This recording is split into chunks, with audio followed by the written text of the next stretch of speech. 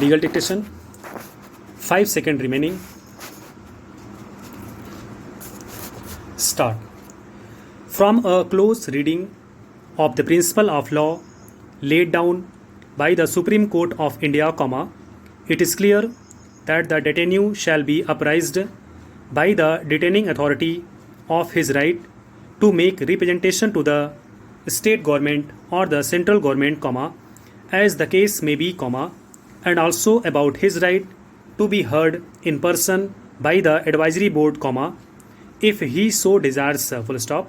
The detainee has no right to insist that he should be apprised by the detaining authority that he has a right to make a representation to the advisory board also, full stop.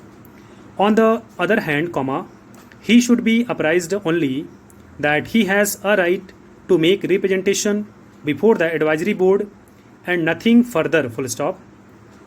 We are satisfied that the principles of law laid down in the above decision of the Supreme Court directly apply to the facts of the present cases, full stop, paragraph. In the cases on hand, admittedly, the detainees were produced before the advisory board and they made their representations, and after considering the same, the advisory board felt there is sufficient cause to continue the orders of detention and there is no reason to revoke them, full stop. Nothing prevented the detainees from submitting their representation in writing before the advisory board when they were produced before it, which had been done, full stop.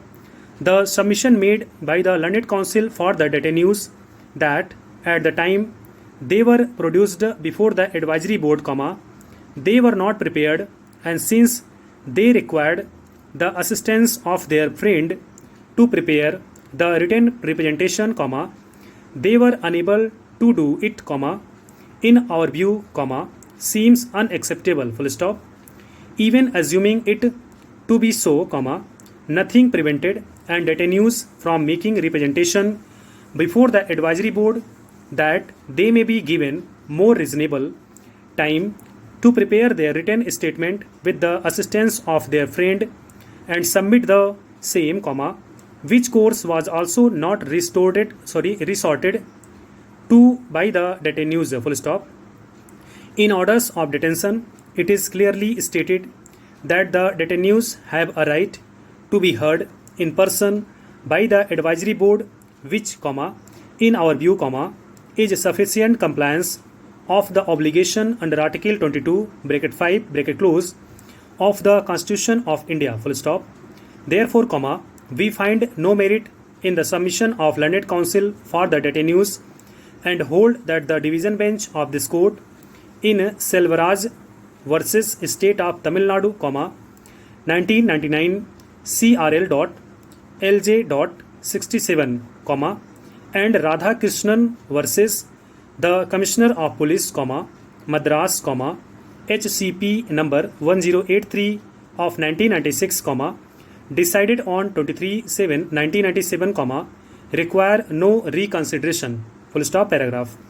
For the reasons aforestated, we are clearly of the view that the detainees have no right to insist they should have been apprised that they have got a right to make their representation to the advisory board direct, and the contentions raised in this behalf are wholly unsustainable in law, full stop, paragraph.